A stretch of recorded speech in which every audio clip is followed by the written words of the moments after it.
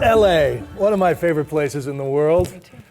Former home of mine, and you just wrapped up 8 years as the Chief Sustainability Officer. Yeah, that's right. What a journey, what a time to be there. You were just talking about the seismic changes in the conversation over those 8 years. Talk about that, how far things have come that we often don't take a moment to recognize. Well, being in LA for me in the first place 8 years ago was sort of a seismic change for me. I'm actually born and raised in Los Angeles. My whole family lives there, but I never thought I would work there, live there, raise a family there, because from an early age, I wanted to work on environmental issues. And I never thought LA would be the place. So LA has been constantly on an evolution. But about a decade ago, I was doing more work back in California and was seeing and really excited about what I was seeing in LA around its sort of growing interest in leading on sustainability issues. And so when the opportunity came to work for the mayor, then Mayor Eric Garcetti, I jumped at it. It was a bit trepidatious because, again, I had conditioned my thinking and my career against Los Angeles, betting really against LA for a long time. But immediately was just so excited about what started as the city's first ever sustainable city plan.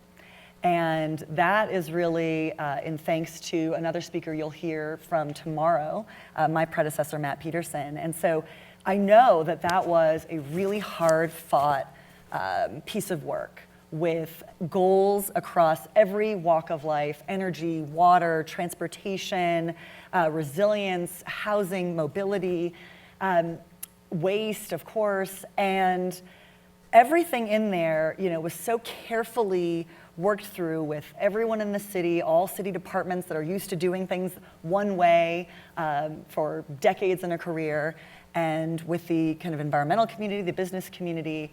But one of the things the mayor said is that every 4 years, we have to update that plan. We have to reevaluate everything because things change quickly, and he knew that. And so let's say about 3 years later, so the plan was released in 2015, so at about 2018, I had to start thinking about, well, in 2019, we have to release a new plan. And it's going to take about a year to do new quantitative analysis of where we are in our greenhouse gas emissions pathway and what the state of technology is, what the state of climate is. This was after, then President Trump had tried to pull us out of the Paris Agreement. There was a lot of pressure and opportunity. And so things that in the first plan we could not fathom trying to do were mandates for what became LA's Green New Deal that we released in 2019. Things like pursuing 100% renewable energy. LA runs the largest municipal electric and water utility in the country. Things like decarbonizing our buildings, not just focusing on energy efficiency, but actually getting all fossil fuels out of our buildings. Things like decarbonizing the port, when we didn't even think the technology to use zero-emission semis, massive trucks, would be available. Now we're saying, we're setting dates, and we're putting penalties on people who don't meet those zero-emission truck rules. There was just an incredible banning oil drilling in Los Angeles. You heard a little bit about the oil footprint in LA earlier. And these are not just any oil wells. These are the original, maybe the first American oil wells. Yeah, I mean, if you trace it back, we think that in and around, basically next to Dodger Stadium, what is today's Dodger Stadium, were probably the first time anyone poked a hole in the ground in the United States. What did you leave unfinished? What do you wish you could have got across the line that you didn't, and why? Well, so it was interesting at the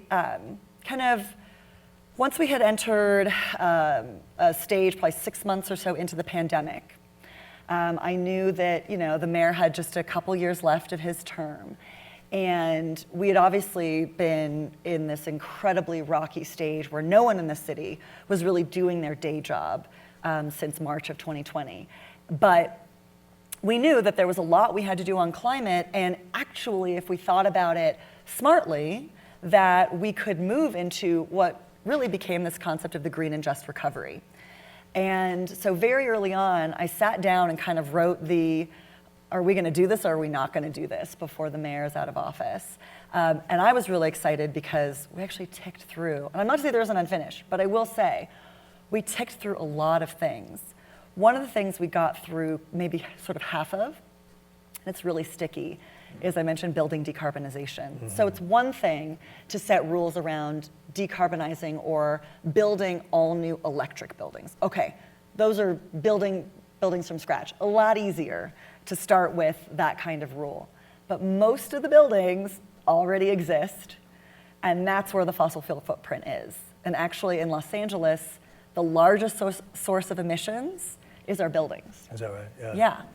So putting in place the right type of policy for existing buildings in a way that is fair and just, that addresses energy burdens of low-income residents, that's a tough one. And that is really at the speed of what our environmental justice and community-based organizations can work with us on, because these are some of the kind of hardest to reach buildings, if you will, oldest, least invested in. So that's one that is much more right now focused on an understanding within the community and doing a lot of outreach and education that I know is a high priority, but we didn't quite finish it. I did a story at a place right outside of Denver, a neighborhood called the Geos neighborhood in Arvada, Colorado. Do you know about this? I do. This was an Austrian engineer who came up with the idea to have the first sort of net zero big neighborhood. And he got maybe the first phase built, but then had to sell the rest of it in a divorce. And the new developer came and put in all natural gas lines. Yeah. Which made me realize, regardless of what the promises made in Paris or anywhere, all zoning is local. And we're seeing this play out where Texas is trying to sue states that want, counties or cities that want to ban fossil fuel infrastructure from new. Right. Where do you see that front in this going? Because so much of the battle could be won with efficiency. If we build houses sort of in the German passive style that don't need a lot of energy to heat or cool, that's half the battle. But again, it's these competing interests. Where do you see that fight going? Well, again, when we think about the evolution of this discussion, a couple of years ago, at least I can say in Los Angeles, we had, we continue to have a pretty adversarial relationship with our gas utility. They are solely a gas utility. A lot of other utilities that service California and other parts of the country are both gas and electric utilities. The one that services Los Angeles and Southern California is just gas. And so this is a real identity crisis for that utility. I think over time, they have begun to, for various reasons, reduce the fight on new buildings. Again, it's kind of hard to go back when you're talking about new buildings to put new fossil infrastructure into the ground. Honestly, it's more expensive. It takes longer. If you're trenching a new gas line, that's more expensive and it's just more work to do. So if you're already putting in electricity, you can stop there. So in some ways, it just makes economic sense for new buildings. But when you really talk about their existing infrastructure in the existing building footprint, it's not to say they're not fighting the new building work, but it really is what is the most equitable, rational way to retrofit buildings of all kinds. We have large, skyscrapers, we have single-family homes, multifamily homes that are hundreds of units to 4 units. So there really has to be a very rational and well-thought-out trajectory to decarbonize in a way that is both cost-effective and meets the climate imperative. And does that happen through incentives, carrots, sticks, combination? It's both. Everything. We're seeing regulation. Performance standards in New York City passed a performance standard that said every few years you have to reduce really the carbon performance or improve the carbon performance of your buildings. Every few years you have to report it out. In California, the California Energy Commission just got $1 billion toward building decarbonization incentives.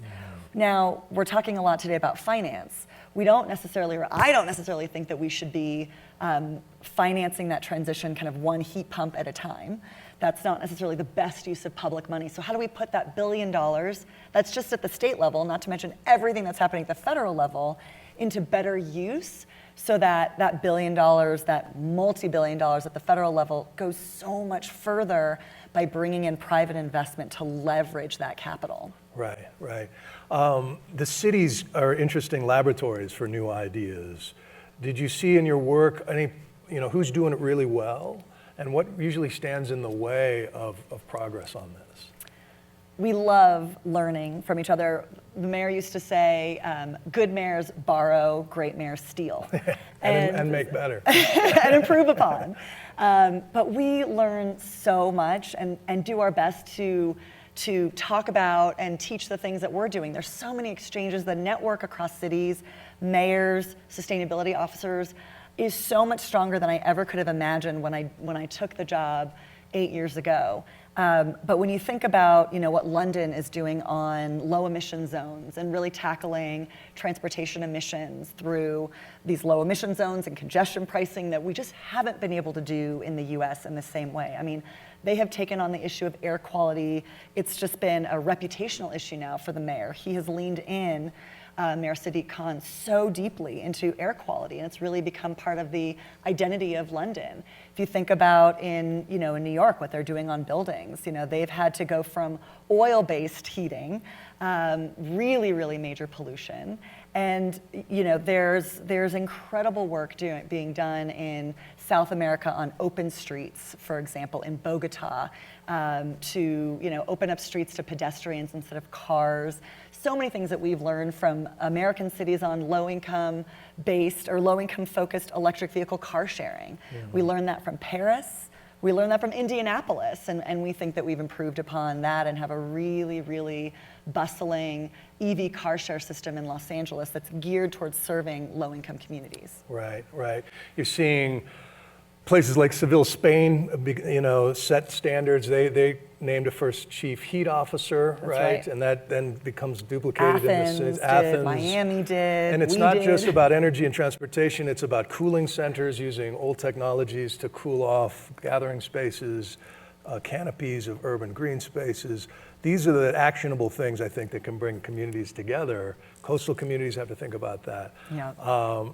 And then maybe set great examples for on. And one of the reasons I came to this is I wanted to see what Amy had done here in Idaho. Yeah. Because this is a small town model I think we can all learn a lot from. Thank you so much. I appreciate You're welcome. your time. Thank you so Big much. hand.